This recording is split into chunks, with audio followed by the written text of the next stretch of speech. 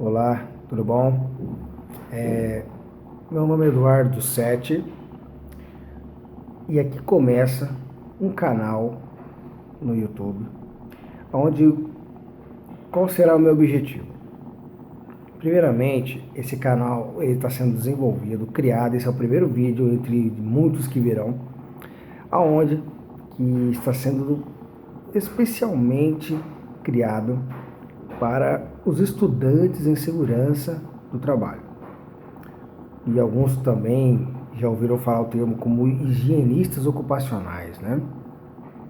Pois é, eu sou formação técnica, eu sou técnico de segurança já há uns 7 anos, desde que me formei. Tenho uma faculdade também da área de meio ambiente, né? Sou gestor ambiental da área de meio ambiente. E agora na luta aí para finalizar a faculdade de engenharia ambiental. Com o objetivo, logicamente, de fazer minha pós em segurança do trabalho também. Tem mais objetivos também, tá? Com certeza, após a minha pós em segurança do trabalho, presumo fazer ergonomia. Outro assunto magnífico que nós vamos abordar aqui quando chegar o seu momento. Bom, a princípio me apresentei, para vocês conhecerem um pouquinho mais de mim. Eu já tive experiência voltada à área de SESMIT, que iremos falar sobre a NR4, né? Já atuei como técnico em SESMITs e também já atuei e atuo hoje em consultorias de segurança ocupacionais. Então, eu tenho uma experiência de 7 anos no mercado. Com isso, essa minha experiência, eu venho então trazer para esse canal. Também já lecionei aulas, né? Foi apenas um semestre, mas eu tive essa oportunidade de ser o professor também, ter uma sala de aula, onde fiz amigos aí que até hoje nos comunicamos aí pelas redes sociais, ok? E aí, esse canal está sendo criado para ajudar principalmente os estudantes em segurança ocupacional, tá? Esses estudantes, eu sei porque também fui um estudante. E assim, a internet, ela pode nos ajudar, principalmente em abranger mais nossos conhecimentos. Leitura, gente, é sempre necessário ser feita, não podemos parar de ler, tá?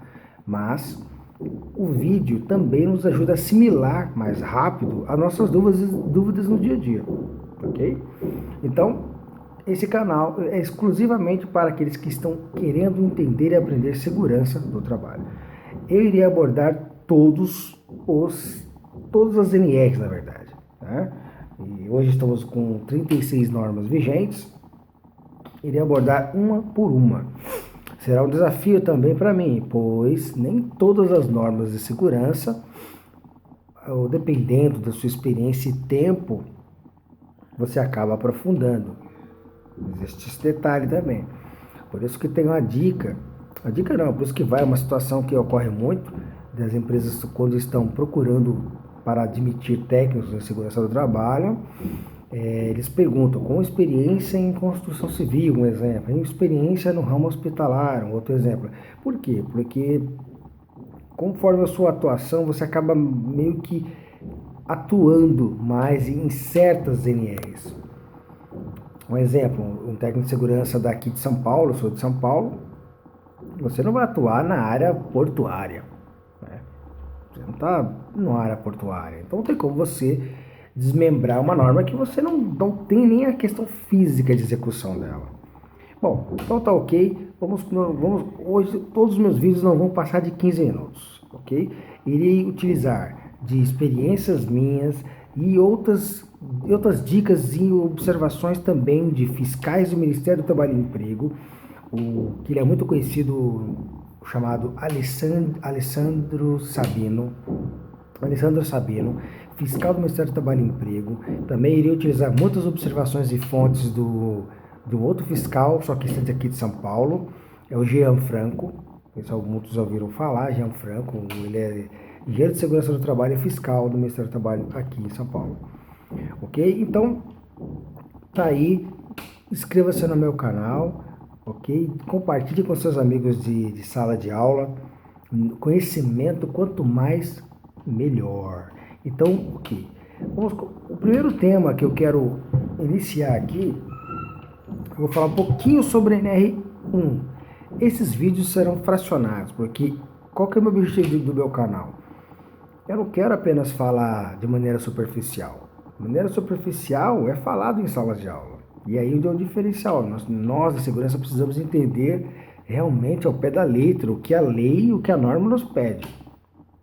Logicamente, ouvindo uma observação de um profissional aqui, de outro profissional ali, pesquisando, você vai cada vez mais ter parâmetro e embasamento para que você venha então executar essa norma na vida real.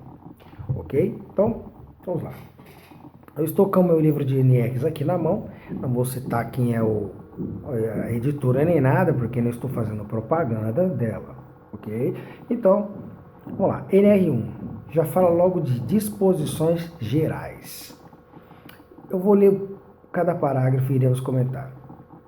As normas regulamentadoras, as famosas NRs, relativas à segurança e medicina do trabalho, são de observância obrigatória pelas empresas privadas, olha só, hein, públicas, e pelos órgãos públicos de administração direta e indireta, bem como pelos órgãos de poder legislativo e judiciário, que possuem empregados regidos pela consolidação das leis do trabalho, a famosa CLT. Ok, então ficou muito nítido que as NRs elas são aplicadas para todos esses segmentos de empresas e de instituições, desde a CLT até das públicas, funcionários públicos mesmo, né? Muito comum a gente achar que NR é só para empresa particular, empresa privada, e não é. É também para os funcionários públicos, certo? E vamos ver o próximo ponto aqui. Disposições contidas nas normas, né, aplicam-se no que couber aos trabalhadores avulsos e, no caso aqui, às entidades ou empresas que lhe tomem o serviço aos sindicatos representativos das respectivas categorias. Então, detalhe para você que está estudando. Não é só a NR que ela vai trazer o que você, como e o que você deve fazer e executar perante as leis do Ministério do Trabalho e Emprego. Tá? Os sindicatos, eles também têm força de lei pelas suas reuniões que eles realizam, né? E os acordos, né, que eles fecham. Então, dependendo do acordo, da categoria, cuidado.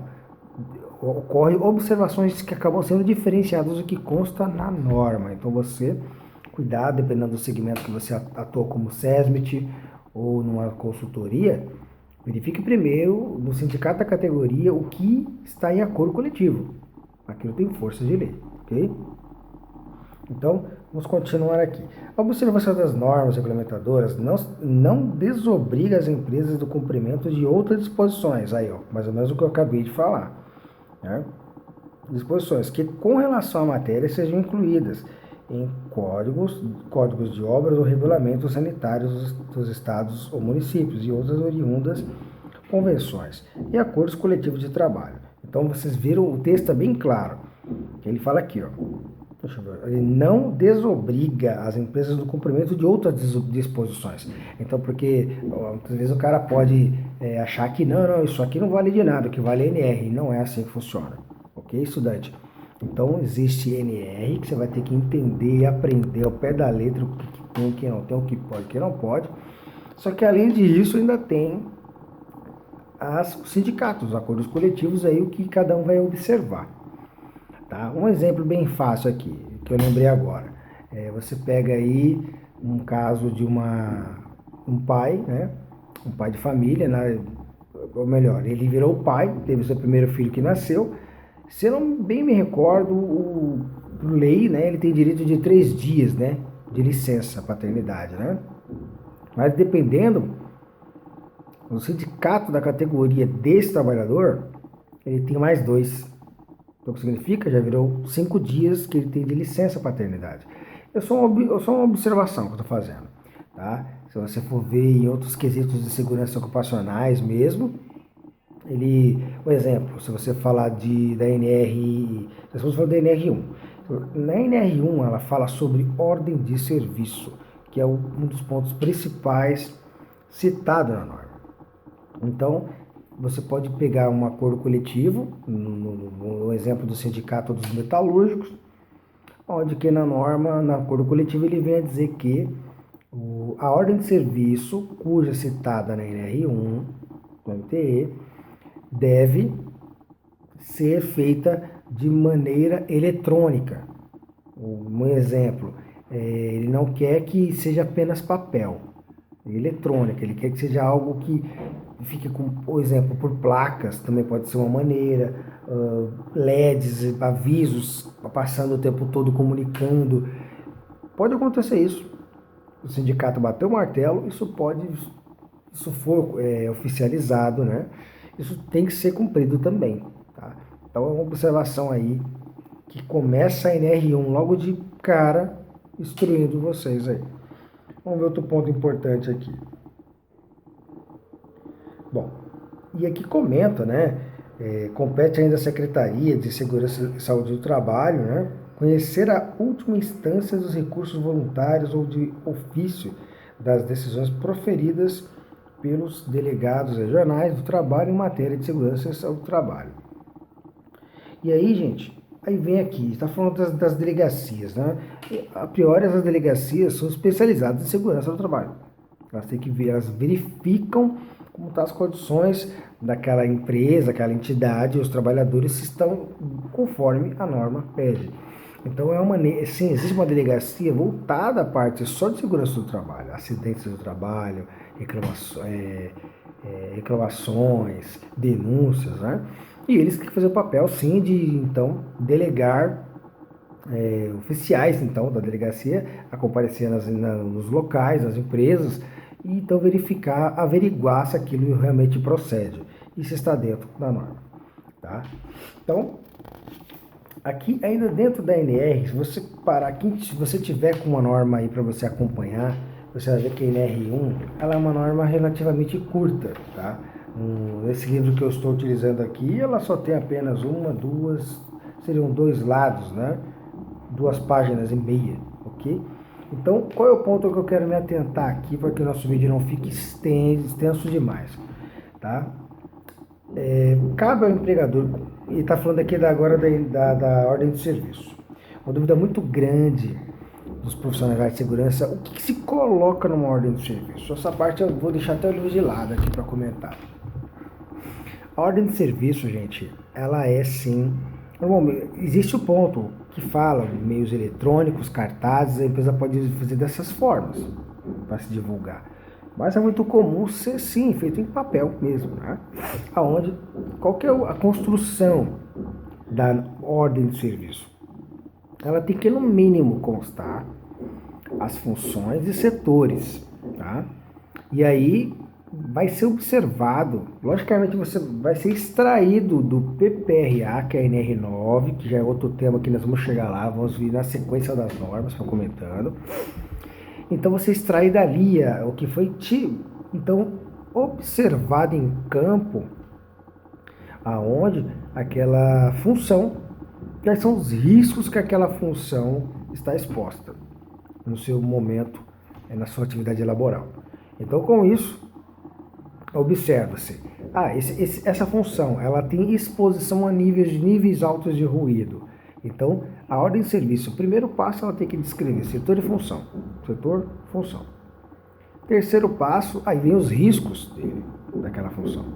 Aí tudo tem que estar muito bem mapeado. Em resumo, o que significa? Tem que estar descrito, tá? Descrito todos os possíveis riscos que aquele trabalhador está se expondo. E junto com ele, as medidas de controle, as coletivas e também as individuais. E aí entra o EPI, ok? Com isso, você vai ter todas as informações ali para aquela função, aonde o trabalhador, tendo conhecimento desse documento, dessa ordem de serviço, ele vem onde ele vem assinar para que tenha ciência daquilo. Eu sugiro, dê uma cópia para o trabalhador e o empregador fique com a sua original. É uma prova também que ele foi realmente orientado dos riscos de sua profissão, não podendo alegar desconhecimento do risco. Ok, pessoal? Encerramos aqui esse primeiro vídeo. Falamos apenas sobre a NR1. É uma NR curta, como vocês viram, mas ajude a entender. E se tiver mais dúvidas, deixe seus comentários. Eu irei responder um a um, conforme a minha disponibilidade de tempo aí também. Ok? Compartilhe, passe para os seus amigos. Tendo alguma dúvida, algum comentário, até alguma crítica, por favor, vamos conversar. Nós vivemos um mundo diplomático, temos que conversar, negociar. Com isso, não só eu e você que aprende, eu também aprendo. Porque uma frase para encerrar aqui, que eu não esqueço de um professor que eu tive de direito, onde ele fala que o último degrau da sabedoria é a humildade. Então, fique com Deus. Até o próximo vídeo.